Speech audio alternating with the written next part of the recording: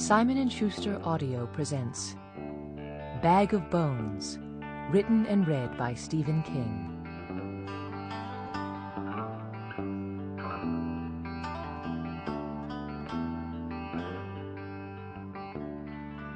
On a very hot day in August of 1994, my wife told me she was going down to the dairy Rite Aid to pick up a refill on her sinus medicine prescription. This is stuff you can buy over the counter these days, I believe. I'd finished my writing for the day and offered to pick it up for her. She said thanks, but she wanted to get a piece of fish at the supermarket next door anyway. 2 birds with 1 stone and all that. She blew a kiss at me off the palm of her hand and went out.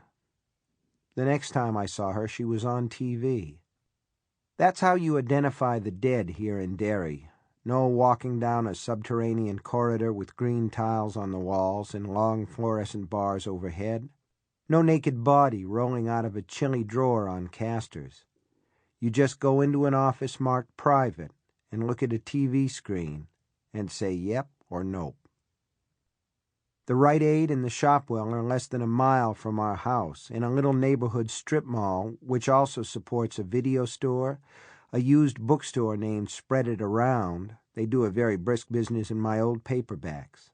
A Radio Shack, and a Fast Photo. It's on Up Mile Hill, at the intersection of Witcham and Jackson.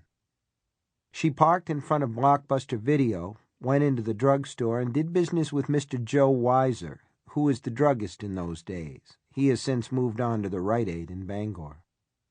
At the checkout, she picked up one of those little chocolates with marshmallow inside, this one in the shape of a mouse. I found it later in her purse. I unwrapped it and ate it myself, sitting at the kitchen table with the contents of a red handbag spread out in front of me, and it was like taking communion. When it was gone, except for the taste of chocolate on my tongue and in my throat, I burst into tears.